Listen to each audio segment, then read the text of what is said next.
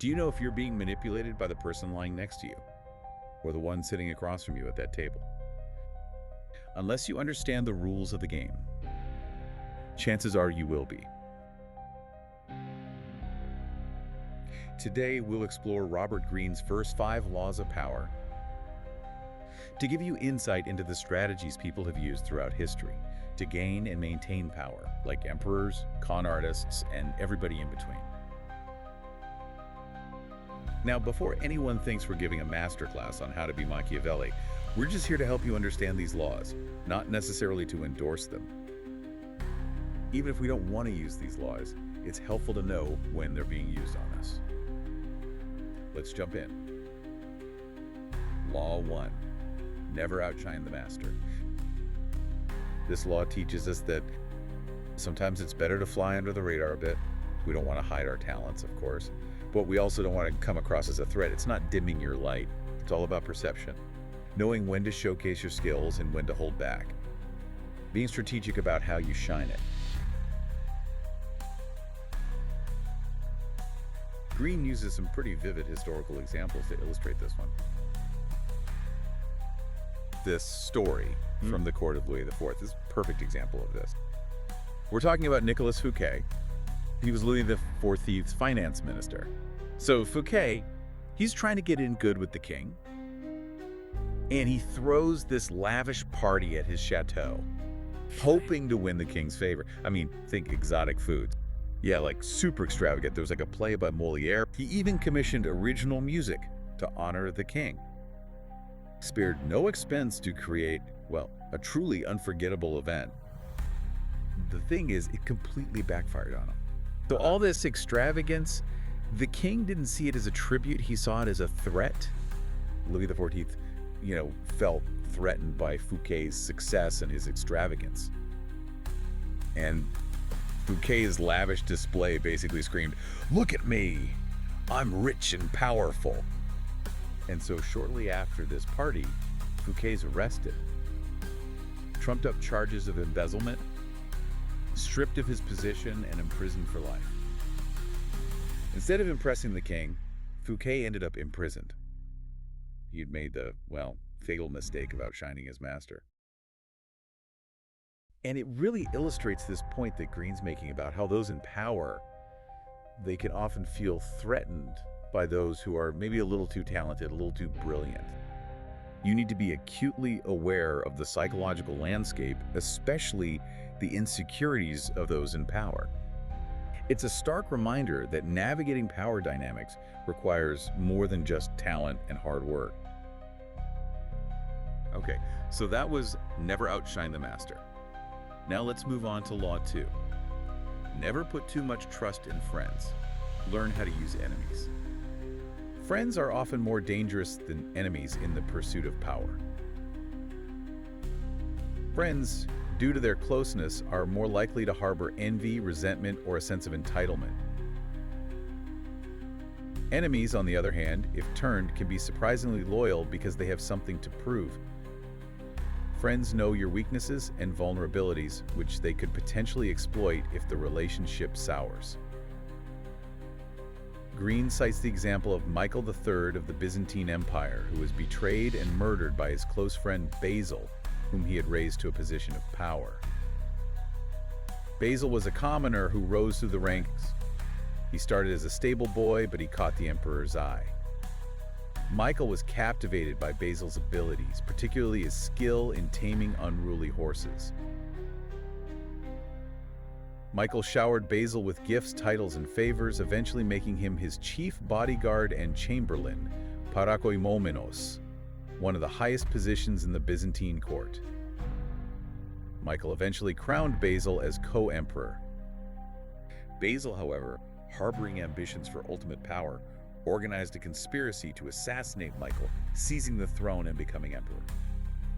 Sometimes, an old enemy, properly managed, can be more loyal than a friend with hidden resentments. History has shown us, time and time again, that people achieve great things by leveraging the power of their adversaries.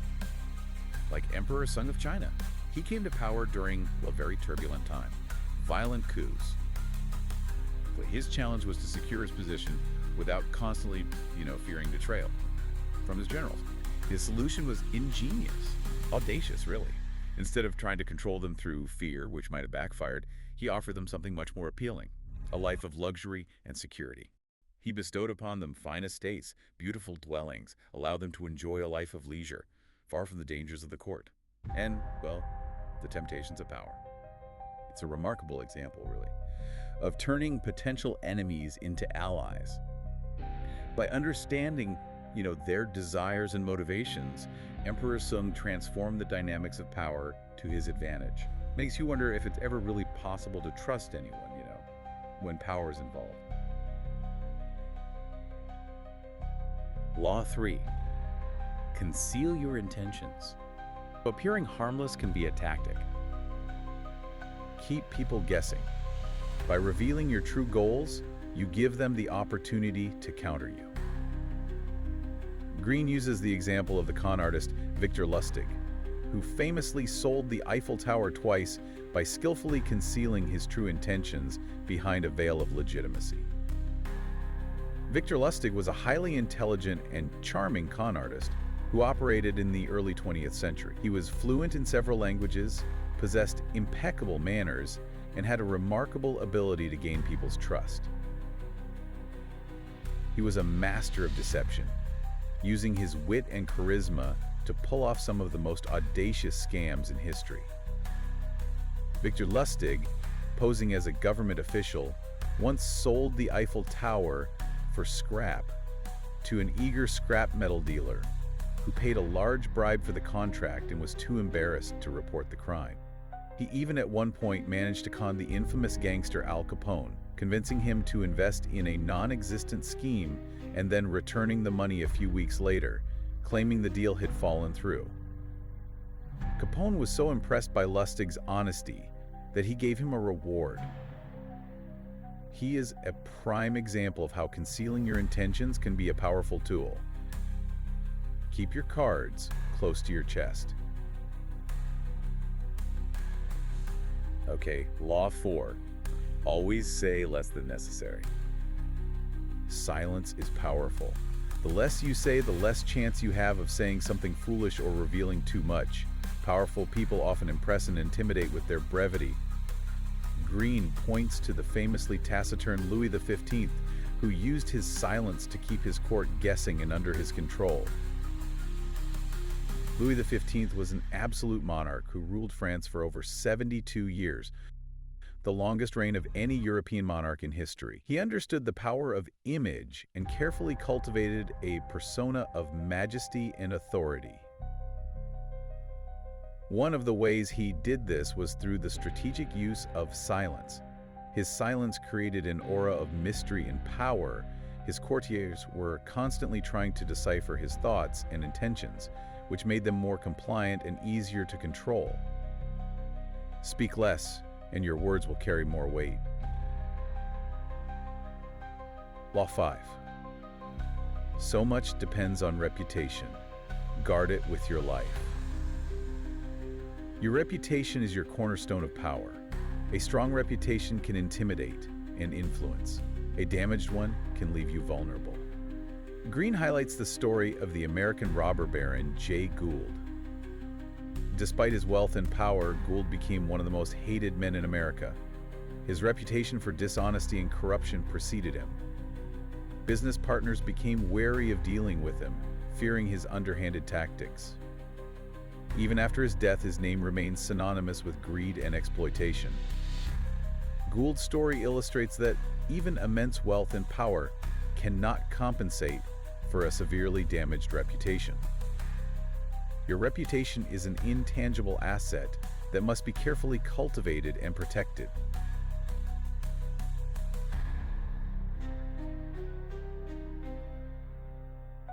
Now, it's important to remember that these laws are not necessarily about being manipulative or unethical.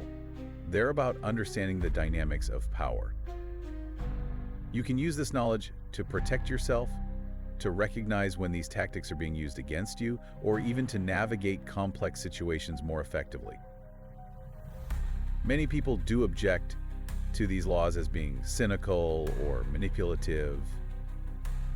And it is true that they can be used for unethical purposes. Greene's not giving us a moral code here. He's more like pulling back the curtain, showing us these sometimes ruthless tactics in the pursuit of power. What do you think? Let me know in the comments if you think these laws are cynical or just realistic.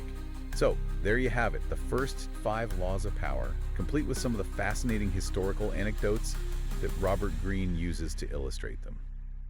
Think about how these laws apply to your own life. Have you seen them in action? Let me know in the comments below. If you found this video insightful, please like, subscribe, and hit that notification bell so you don't miss our next deep dive into the remaining laws of power. Thanks for watching.